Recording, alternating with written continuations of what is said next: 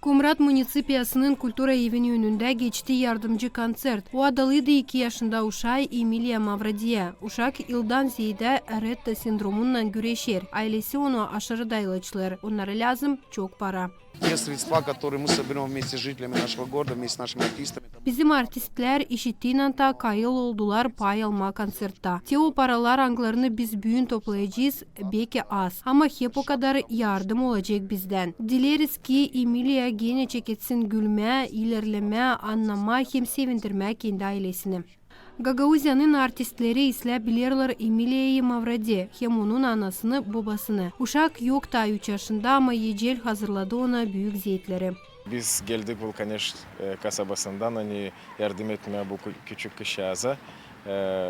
Ben sanırım çok güzel bir gün geçecek bizim konserimiz. Hepsine sağlık. Ben yardımcı konsertta pay alırım ki yardım etmeye küçük uşağa. Часто принимаем участие в таких мероприятиях, как сегодняшний благотворительный концерт. Biz daima pay alırız yardımcı konsertlerde ki toplama para o insanlara kime lazım pahalı ilaçlanmak. Büyünce bu uşağa diyeni hepsimiz burada toplandık. Эмилии и хотим, чтобы ее здоровье немножечко хоть как-нибудь улучшилось, и мы постараемся внести вклад в это. İlya hem Yevdakiye köse bilirler onların pay alması uşağın yecelinde bağışlayacak ona şans, alışma hem nice hepsi yaşamayı götürme.